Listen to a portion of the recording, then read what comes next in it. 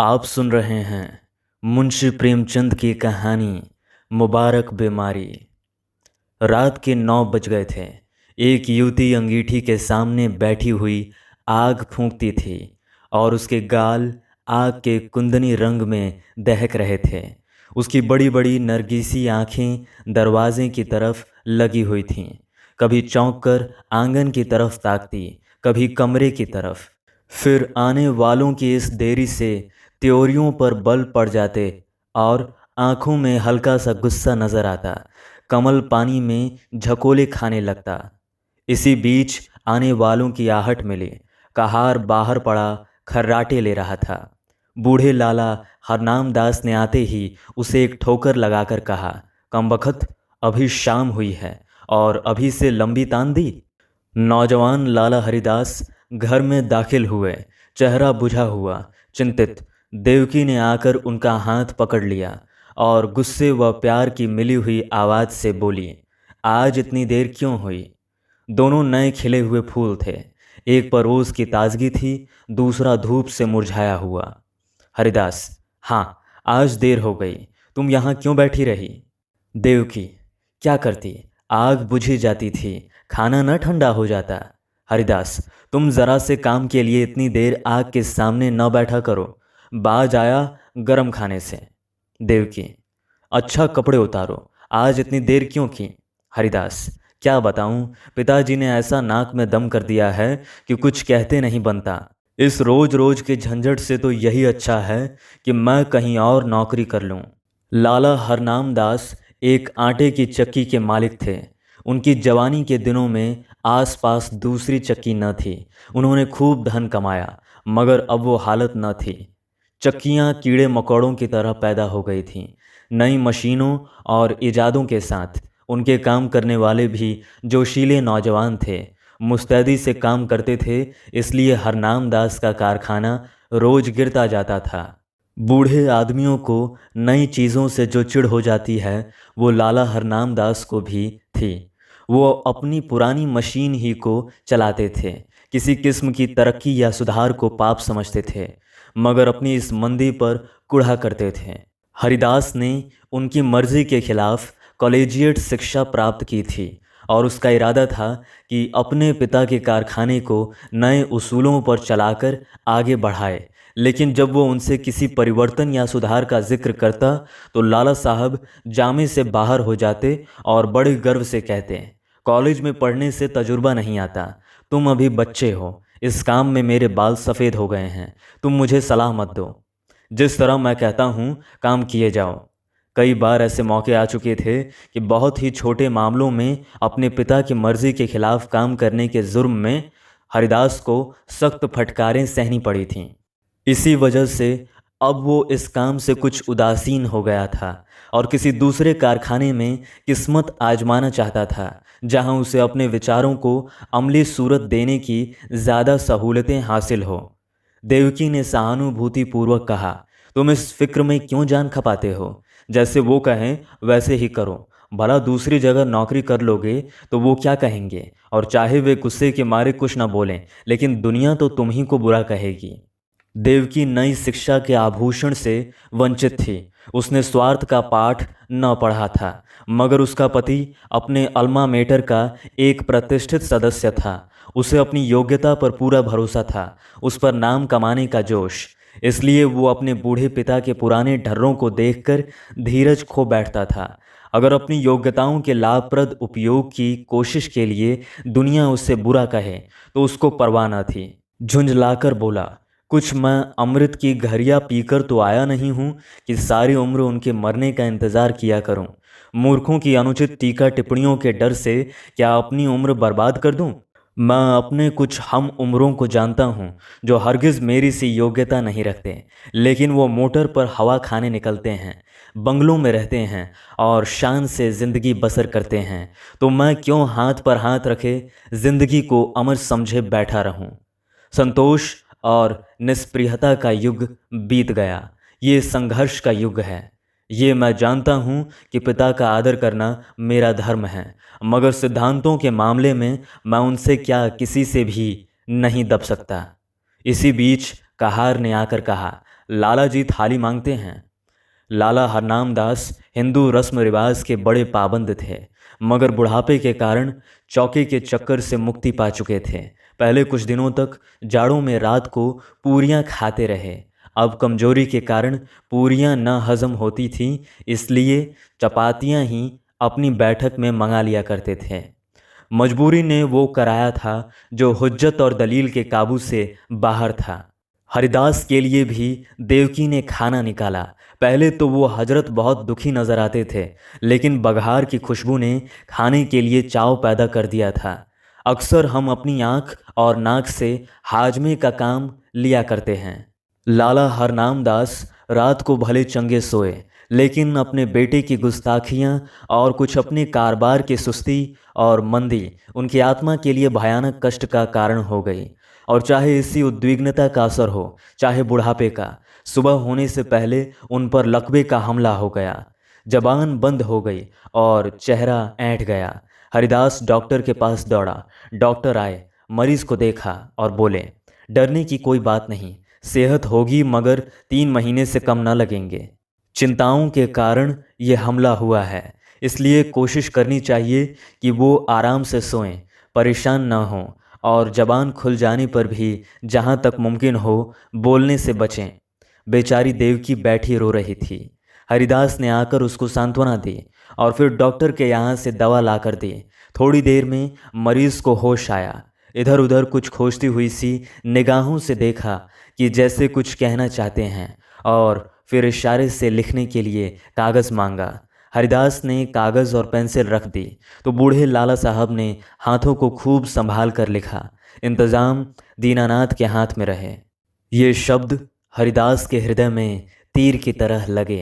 अफसोस, अब भी मुझ पर भरोसा नहीं, यानी दीनानाथ मेरा मालिक होगा और मैं उसका गुलाम बनकर रहूँगा, ये नहीं होने का। कागज़ लिए हुए देवकी के पास आए और बोले, लाला जी ने दीनानाथ को मैनेजर बनाया है। उन्हें मुझ पर इतना एतबार भी नहीं है, लेकिन मैं इस मौके को हाथ से न जाने दूंगा। उनकी बीमारी का अफसोस तो ज़रूर है, मगर शायद परमात्मा ने मुझे अपनी योग्यता दिखलाने का ये अवसर दिया है और इससे मैं ज़रूर फ़ायदा उठाऊंगा। कारखाने के कर्मचारियों ने इस दुर्घटना की खबर सुनी तो बहुत घबराए। उनमें कई निकम्मे बेमसरफ आदमी भरे हुए थे जो सिर्फ खुशामद और चिकनी चुपड़ी बातों की रोटी खाते थे। मिस्त्री ने कई दूसरे कारखानों में मरम्मत का काम उठा लिया था और रोज़ किसी न किसी बहाने से खिसक जाता था। फायरमैन और मशीन मैन दिन को तो झूठ मूठ चक्की की सफाई में काटते थे और रात को काम करके ओवर टाइम की मजदूरी ले लिया करते थे। दीनानाथ जरूर होशियार और तजुर्बेकार आदमी था, मगर उसे भी काम करने के मुकाबले में जी हाँ रटते रहने में ज़्यादा मज़ा आता था। लाला हरनाम दास मजदूरी देने में बहुत हीले हवाले किया करते थे और अक्सर काट कपट के भी आदी थे। इसी को वो कारोबार का अच्छा उसूल समझते थे। हरिदास ने कारखाने में पहुंचते ही साफ शब्दों में कह दिया कि तुम लोगों को मेरे वक्त में जी लगाकर काम करना होगा। मैं इसी महीने में काम देखकर सबकी तरक्की करूंगा, मगर अब टाल मटोल का गुजर नहीं। जिन्हें मंजूर न हो वो अपना बोरिया बिस्तर संभालें। और फिर दीनानाथ को बुलाकर कहा, भाई साहब, मुझे खूब मालूम है कि आप होशियार और सूझबूझ रखने वाले आदमी हैं। आपने अब तक यहाँ का जो रंग देखा वही अख्तियार किया है, लेकिन अब मुझे आपके तजुर्बे और मेहनत की ज़रूरत है। पुराने हिसाबों की जांच पड़ताल कीजिए। बाहर से काम लाना मेरा जिम्मा है, लेकिन यहाँ का इंतज़ाम आपके सुपुर्द है। जो कुछ नफ़ा होगा उसमें आपका भी हिस्सा होगा। मैं चाहता हूँ कि दादा की अनुपस्थिति में कुछ अच्छा काम करके दिखाऊं। इस मुस्तैदी और चुस्ती का असर बहुत जल्द कारखाने में नज़र आने लगा। हरिदास ने खूब इश्तहार बंटवाए। उसका असर ये हुआ कि काम आने लगा।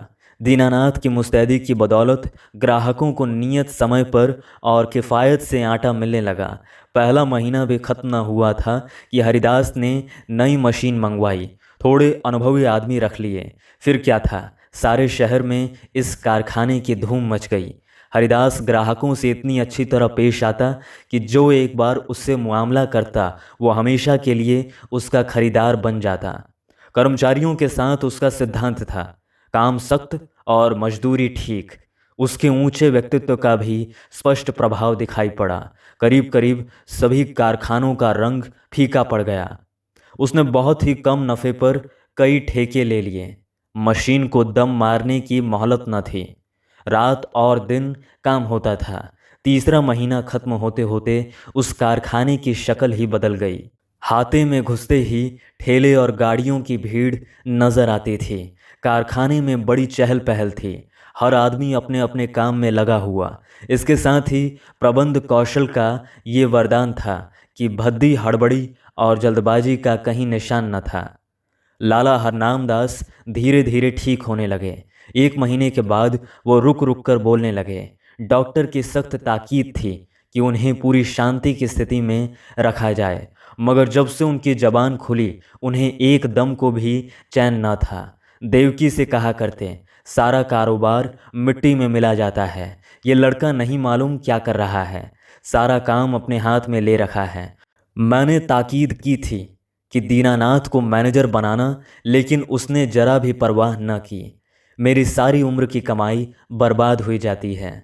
देवकी उनको सांत्वना देती कि आप इन बातों की आशंका न करें, कारोबार बहुत खूबी से चल रहा है और खूब नफ़ा हो रहा है। पर वो भी इस मामले को तूल देते हुए डरती थी कि कहीं लकवे का फिर हमला ना हो जाए। हूँ हाँ कहकर टालना चाहती थी। हरिदास ज्यों ही घर में आता, लाला जी उस पर सवालों की बौछार कर देते, और जब वो टालकर कोई दूसरा जिक्र छेड़ देता तो बिगड़ जाते और कहते, जालिम, तू जीते जी मेरे गले पर छुरी फेर रहा है, मेरी पूंजी उड़ा रहा है। तुझे क्या मालूम कि मैंने एक एक कौड़ी किस मशक्क़त से जमा की है। तूने दिल में ठान ली है कि इस बुढ़ापे में मुझे गली गली ठोकर खिलाए, मुझे कौड़ी कौड़ी का मोहताज बनाए। हरिदास फटकार का कोई जवाब न देता, क्योंकि बात से बात बढ़ती है। उसकी चुप्पी से लाला साहब को यकीन हो जाता कि जरूर कारखाना तबाह हो गया। एक रोज़ देवकी ने हरिदास से कहा, अभी कितने दिन और इन बातों को लाला जी से छिपाओगे? हरिदास ने जवाब दिया, मैं चाहता हूँ कि नई मशीन का रुपया अदा हो जाए तो उन्हें ले जाकर सब कुछ दिखा दूँ। तब तक डॉक्टर साहब की हिदायत के अनुसार 3 महीने भी पूरे हो जाएंगे। देवकी, लेकिन इस छिपाने से क्या फ़ायदा? जब वे आठों पहर इसी की रट लगाए रहते हैं, इससे तो चिंता और बढ़ती ही है, कम नहीं होती।